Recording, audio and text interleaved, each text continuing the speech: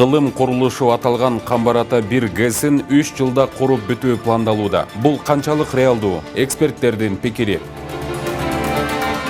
Күйүүчү майдын баасы дагы көтөрүлүшү мүмкүн. Бааларды ооздуктоо чаралары көрүлүп жатабы? Ушул убакта азыр ушул кырдаалда нөрлөр түшүп турса, өттөрчөн бой арзандайт. 79 бала Ирактан алынып келинди. Мындан ары алар кимдин колунда болот? Балдардын бул жакта Кыргызстандагы үй бүлөлөр менен иш жүргөн. Чоң ата, чоң апалары, бир туугандары келип кайрылышкан, кайтарып бергиле деп балдарды. Алар күтүп атышат чыдамсыздык менен. Туш кийизге катылган эне батасы. Бишкекте өзгөчө көргөзмө уюштурулду. Ушул жана башка жаңылыктар менен тааныштырып, эфирде күнжүрүш маалымат программасы, студияда Мирлан Маматалиев. Саламатсыздарбы? Бишкек шаарында Жамаат ат-Таухид валь-Джихад эл аралык террордук уюм менен диний экстремисттик уюмдун мүчөлөрүнүн бири кармалды. Бул тууралуу Ички иштер министрлиги кабарлады. Маалыматка ылайык, март айында экстремисттик материалдарды өндүрүү, жайылтуу, ташуу, жөнөтүү же экстремисттик уюмдардын белгилерин же атрибуттарын интернет аркылуу жайылтуу беренеси боюнча катталган сотко чейинки өндүрүштүн алкагында Жалал Абад облусунун тургунунун үйүнө санкциялык тинтүү жүргүзүлгөн. Санкциялык тинтүү учурунда диний экстремисттик көз караштагы эл аралык террордук уюм менен диний экстремисттик уюмдун идеологиясына тиешелүү болгон колго жазылган дептерлер, жихад жүргүзүү боюнча жазылган китепче, дисктер табылган. Чектүү Жамаат ат-Таухид валь-Джихад эл аралык террордук уюму менен диний экстремисттик уюмдун идеологиясын Кыргызстанга таратуу менен алектенип жүргөнү аныкталды. Кыргызстан мусулмандар дин башкармалыгынын башкы эсепчиси Жеңишбай Бекиевдин бөгөт чарасы 11 мартта Бишкек шаардык сотунда каралып, үй камагына чыкканы белгилүү болду. Бул тууралуу Бишкек шаардык сотунун басма сөз кызматы тастыктады. 12 февралда 1 май райондук сотунун чечими менен Бекиев 10 апрелге чейин УКМКнын тергөө абагына камалган. Атайын кызмат 10 февралда Бекиевди мыйзамсыз финансылык иштерге чектөө катары кармаган. Муфтияттын жетекчилиги зыяратчылар кошкон акчаны жеке каржы уюмдарына насыяга берип, ай сайын пайыздык төлөмдөрдү алуу менен жеке максаттарына жумшаганы аныкталды деп билдирген.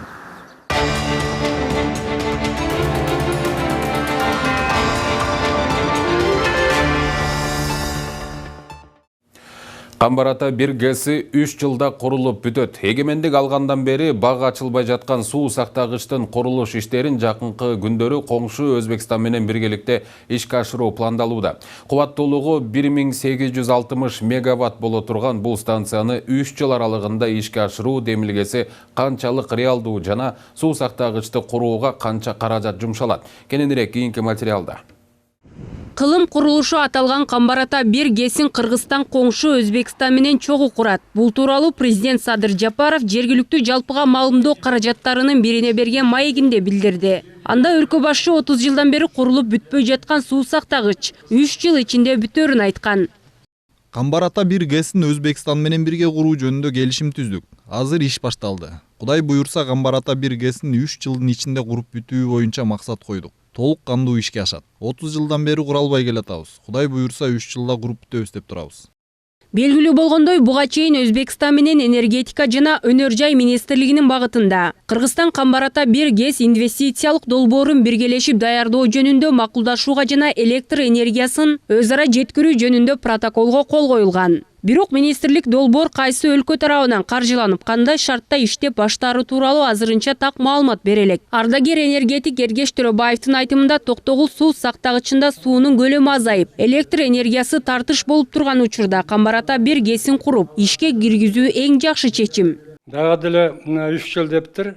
Менин опытым боюнча мындай ГЭСтер срочно курулганда 5 жылда бүтөт, же болбосо 7 жылда бүтөт да. Бул жерде жакшы подрядчик болсо, куруучулар жакшы болсо, анда ошондой айткандай курушу мүмкүн. Бул жакта мен билбейт экенмин, экономический состояниясын Өзбекстандын. Балким алар может сумеют строить за 3 года. Учурда суу сактагычты курууга кызыктар болуп жаткан коңшу Өзбекстан мындан бир нече жыл мурун Камбар-Ата 1 ГЭСинин курулушуна каршы чыгып келген. Бул жагдай эки өлкөнүн алака катышындагы түйүндүү маселеге айланган. Бирок 2017-жылы Өзбекстандын президенти Шавкат Мирзиеев Кыргызстанга мамлекеттик сапар менен келгенде эки өлкө ГЭСти чогуу чаран куруу тууралуу макулдашкан. Акыркы жолу Жапаров менен болгон жолугушуудан соң Мирзиеев суу сактагычты курууга ар тараптан колдоо болоруна ишендирген. Биздин компаниялар гидроэнергетикалык долбоорлорду биргелешип куруу жана пайдалануу маселелеринин үстүндө иштеп жатышат. Бул өтө олуттуу жана ири объектилер. Сүйлөшүүлөрдөн соң биринчи жолу меморандумга эмес, келишимге кол койдук. Мындан ары биз иштеп, мамлекеттерибиздин алдында жооп беришибиз керек. Анткени бул ири гидротехникалык долбоор. Кубаттуулугу 1860 мегаватт боло турган бул станцияны куруунун долбоору 1980-жылдардын аягында пландалган. Анын кубаттуулугу токтогул суу сактагычына караганда 1,5 эсе көп болот. Серепчилердин айтымында Камбар-Ата 1 ГЭСи курулуп калса, Кыргызстан электр энергия көйгөйүнөн биротоло утулат. Бирок коңшу өлкө менен биргеликте ГЭС куруу келишиминде Кыргызстан тарап утулуп калбашы керек. Окум түрдө болбошу керек. Өзүбүздүн элдин байлыгы бул. Гидростанция өзүбүздүн байлык, эмтигилер акча төлөшсө да кандай шартта болгондо да баягы биз өзүбүздүн кызыкчылыгыбызды сөзсүз колдошубуз керек.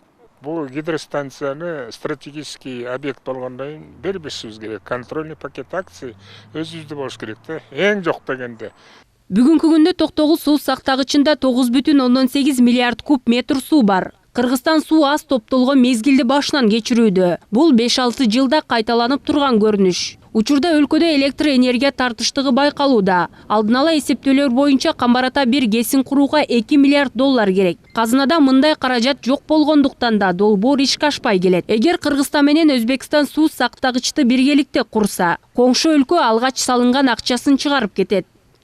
2 миллиард доллардын долясын ким канча? Эгерде тигилер долясын өзүн алса же көпчүлүгүн алса, значит ал акционердин обществосу акциясы болуш болот. Камбар-Ата ГЭСи иштетип, пока ошонун баардыгы өзүнүн затраттарын чыгарып алгандан кийин анан өткөрүп берет да Кыргызстанга. Ага чейин жанагындай анын үстүнө Камбарда ГЭСтин кубаттуулугуна немеге чейин да кетет. Азыр линиясы уже даяр болгон, 220-500 кило линиялар. Акыркы жолу 2012-жылы Кыргызстан менен Орусиянын өкмөттөрү Камбар-Ата 1 жана жогорку Нарын ГЭС каскатын куруу боюнча макулдашууга кол койгон. Ага ылайык Орусиянын Русгидро компаниясы бул энергетикалык объектини курмак. Бирок иш үзгүлтүккө учурагандыктан 2016-жылы Кыргызстандын демилгеси менен макулдашуу денонсацияланган. Тазагүл Эмилбекова, Улукбек Сулайманов, Нью ТВ. Баткен облусундагы акимдерди жана алардын орун басарларын кайра баалоонун жыйынтыгында Баткен районунун акими Акылбек Орозов 60 суроонун 29-на туура жооп берип, экинчи турга өтпөй калды. Анын биринчи орун басары Адыбек Набиев, экинчи орун басары Кишимжан Кыдырова кийинки баскычка өтүштү. Кадамжай районунун акиминин биринчи орун басары акимдин милдетин аткаруучу Абдыманап Жакбаров аттестациядан өтүүдөн баш тартты. Акимдин экинчи орун басары Меринса Асанова экинчи турга өттү. Лейлек районунун акими Бекмурат Баймуратов биринчи баскычтан өтүп, экинчисинен кулап калды.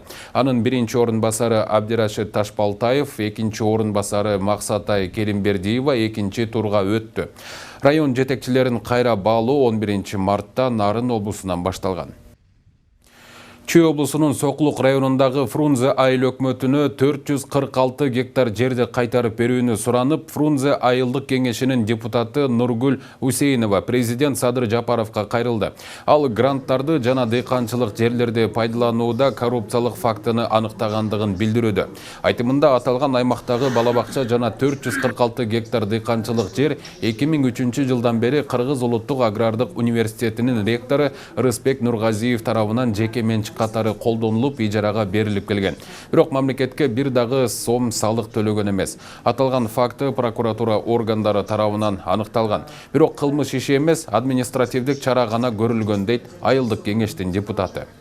Жерлерди, ошо үйрөндөрдү, бир сортторду выводить этебиз, ошолорду өнүктүрүп, ошол Кыргызстанга пайда алып келебиз деп, булар ошол жерлерди консервацияга алып алышканда. Анан өз жеке менчик как бы байы үчүн булар ушундай эметишкенде булар бири субарендага беришкен. 13-чү берене бар закона, допустим, о предоставлении земель ГФСУ ошо ижарага бере тургангачы, аякта четко жазылган субаренда мыйзам жол бербейт да. Субаренда берилсе, уже соответственно жолду кайра кайтарыш керек да. Мегаком деген сода бренди катары таанымал Альфа Телеком компаниясынын башкы директору алмашты. Аталган компаниянын маалыматына караганда Акылбек Жамангулов башка ишке өткөнүнө байланыштуу 16 марттан тартып өз каалоосу менен башкы директорлук кызматтан кетүү тууралуу арыз жазды. Анын ордуна Азат Базаркулов дайындалды. Ал буга чейин Акнет жоопкерчилиги чектелген коомунун аткаруучу директору болуп иштеген. Ага чейин 2012-2018 жылдары Альфа Телекомду жетектеген. Ал эми Акылбек Жамангулов компанияны 2018 жылдын 24 октябрынан бери башкарып келген.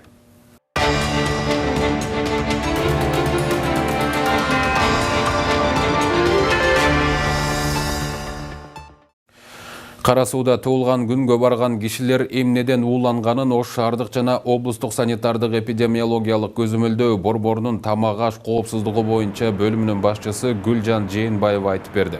Эске салсак, мындан бир нече күн мурда аталган райондо туулган күнгө барган адамдар тамакка ууланып, алардын экөө каза болгон. Жабыркагандар ооруканага дароо кайрылышкан эмес. Санэпидем көзөмөл борборунун кызматкери Гүлжан Жээнбаеванын айтымында ууланган 2 киши учурда Ош облустар аралык Бириккен клиникалык ооруканасынын жандандыруу бөлүмүндө оор абалда жатат. Ал эми 11 бейтап Кара суу аймактык ооруканасында дарыланууда. Абалдары туруктуу. Лабораториялык иликтөөлөрдүн жыйынтыгында туулган күндө дасторконго коюлган ширелерден, салаттан, бадыраңдан ботулизмдеги козгогучтар аныкталды, деди Жээнбаева. Эгер таажылуу вируска байланыштуу абал начарласа, чектөө кайрадан киргизилиши мүмкүн. Бул тууралуу саламаттыкты сактоо министри Алымкадыр Бейшеналиев билдирди. Айтымында расмий статистикага ылайык бир суткада илдет жуктургандардын саны 100дөн ашкан жок, бирок 4-күн катары менен дартты илештирип алгандар айыккандардан арбын болуп жатат. Бейтаптардын саны Бишкекте, Чүйдө жана Ысык көлдө көбөйүүдө. Андыктан министрлик жарандарды социалдык аралыкты сактап, санитардык нормаларды сактоого чакырат. Карантиндик чаралар кайсы учурда колдонулушу мүмкүн. Жана биз айтып аткан элементардык, санитардык, эпидемиологик нормалар сакталбаган учурда, мындай жатканда бет капсыз жүргөн кишилер аябай көп болуп атат, той топурлар болуп атат дегендей. Ошо санитардык эрежелерди сактабаган учурда сөзсүз түрдө эпидемиологик абал, коронавирус боюнча абал начарлап кетиши мүмкүн. Ошол учурда негизи эле Минздрав же болбосо өкмөт ушундай чараларды колдонууга барышы мүмкүн да. Күйүүчү майдын баасы дагы жогорулайт. Мындай божомолду Кыргызстандын нефтетрейдерлер ассоциациясы айтууда. Себеби Орусиядагы мунай өндүрүүчү заводдор нарыкты күн алыс көтөрүп жатат. Май куюучу жайлардагы соңку учурдагы абал жана өкмөттүн бааны ооздуктоо аракети тууралуу кабарчыбыз Чолпон Бейшелен кызы айтып берет. Кыргызстанда күйүүчү майга болгон баа кескин өсүп жатат. Бүгүнкү күндө 47 сомго жакындады. Дизель 40 сомдон ашты. Бул акыркы чек эмес. Энергетика жана өнөр жай министрлиги менен нефтетрейдерлер ассоциациясы нарк дагы жогорулашы мүмкүн экенин кулак кагыш кылууда. Анткени Орусиядагы мунай заводдору бааны күн алыс көтөрүп жатат. Бүгүнкү күндө биз толугу менен Россия Федерациясына алып келебиз. Алар кескин түрдө көтөрүп атат да. Мына мисалы үчүн жыл башында $300 болчу бир бензиндин 1 тоннасы. 1 мартка келгенде 500 тонна болгон болчу. Ал 67%га жогорулаган баачы. А биздин мунай сатуучулар болгону 15%га көтөргөн болчу бааны. Бүгүнкү күндө мына 2 жума өттү, бүгүнкү күндө Россия Федерациясына $610 сатып атат. 100%дан дагы ашты бүгүнкү күндөчү. Мындай кымбаттоо менен бензин 50 сомго, дизель 45 сомго чейин барат деп болжолдонууда. Азыр Бишкектеги май куюучу жайларда АИ 95 бензини 46 сом 90 тыйын, АИ 92 үлгүдөгү бензин 44 сом 90 тыйын, АИ 80 49 сом 90 тыйындан болууда. Дизелдин 1 литри 41 сом 50 тыйындан сатылып жатат. Жалпы жылнан январь айынан баштап бензин жана дизелдик күйүүчү майдын баасы 20%га жогорулады. Бул өз кезегинде карапайым калк үчүн оорчулук жаратууда. Анткени мунайдын кымбатташы азык-түлүк жана кызмат көрсөтүүнүн баасынын жогорулашына алып келүүдө. Сколько вообще, ну не по дням, по часам дорожает, правильно, да. Ну, Биринчиден карапайым кишилерге кыйын болуп атат да. Анан экинчиден мен 3 жылдан бери машина айдайм. Ошо аябай эле кыйынчылык болуп атат да, машина май кымбаттаганда. Я в Москве жил, конечно же. И не такие цены сейчас. Вот 550 мясо стоит, бензин 45 сомов стоит. Это уже мы к чему-то идем, получается. Это Кымбаттаганы жакшы эмес, бир жагынан. Соседний Казахстанда арзан болуп атат бензин азыр. Бирок эми айла жок, иштеп атабыз биз. Өкмөт бааны төмөндөтүүгө мүмкүнчүлүк жок деп жатат. Анткени Кыргызстан толук импорттан көз каранды.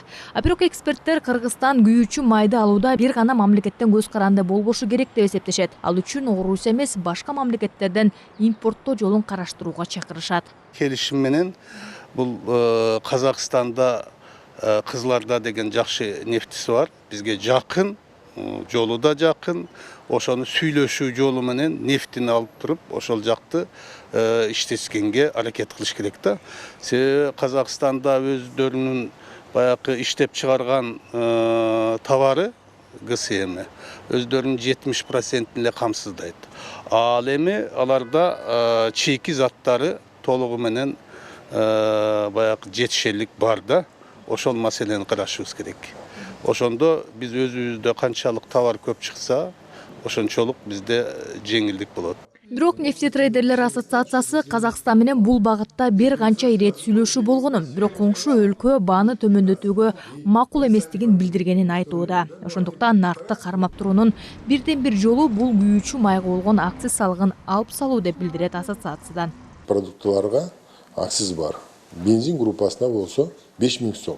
Ал 1 литрине 4 сом 12 тиын бүгүнкү күндө да. Эгерде ошол акцизди мисалы үчүн ушул убакта азыр ушул кырдаалда нөлгө түшүрүп турса, ал 4 сом болот, арзандат. Кыргызстан жылына орто эсеп менен 1 миллион 200 миң тонна күйүүчү май керек десе, анын 20% гана жергиликтүү мунай заводу жабат. Кошумчалай кетсек, globalpetrolprice.com эл аралык порталынын 2021 жылдын 8 февралдагы маалыматына ылайык мунайдын баасы боюнча 181 өлкөнүн ичинен Кыргызстан 12-орунда турат. Чолпон Бешилен кызы, Алтынбек Саакиев, Нью ТВ.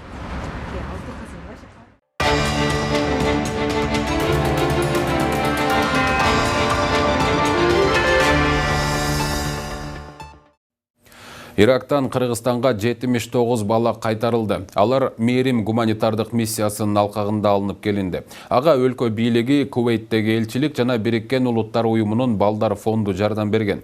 Мекенене келген келечек ээлеринин буга чейинки жана кийинки тагдыры кандай болот? Айпери Самат кызынын сюжетинде. Атайын учак менен өз мекенине конгон балдардын кызыкчылыгы ар дайым корголот. Ирактан алынып келинген жеткинчектер оор тагдырга туш болуп, согуш жүрүп жаткан аймактарга барып калышкан. Албетте өздөрүнүн каалоолору болгон эмес. Теперь каждое решение... Эми балдардын келечегине байланыштуу ар бир чечим алардын кызыкчылыгына карата кабыл алынышы керек. Аларды коргоп, коомго аралаштырууга шарт түзүү зарыл. Бириккен Улуттар уюмунун балдар фонду бактылуу балалыгын кайтарууга керектүү социалдык, психологиялык жана билим жагынан өкмөттү колдоону улантат. Балдар Иракта калган ийнелеринин уруксаты менен алынып келинди. Кыргызстанда алардын тууган туушкандары күтүп турат. Бирок алынып келинген жеткинчектерди чоң ата, чоң эне бир туугандарына бергенге чейин саламаттыгы текшерилет. 79 бала тең ден соолуктары жакшы. Буларды азыркы кезде биз школага же болбосо детсадка апрелдет этебиз. Кийин өзүлөрүнүн жакын же алысыраак туугандар болсо алар менен сүйлөшө баштайбыз. И баары бир деле үйдө өсүп, үйдө тарбиялап алган бул жакшы болот. Ошон үчүн биз бардыгын туугандарына бөлүп бергенге аракет кылабыз. Азыркы күнү эң жакшы кыйын психологдор, атайын социалдык педагогдор, мугалимдер балдарды жакшы реабилитациядан өткөрүшөт, үй бүлөлөрүнө кайтарып беребиз.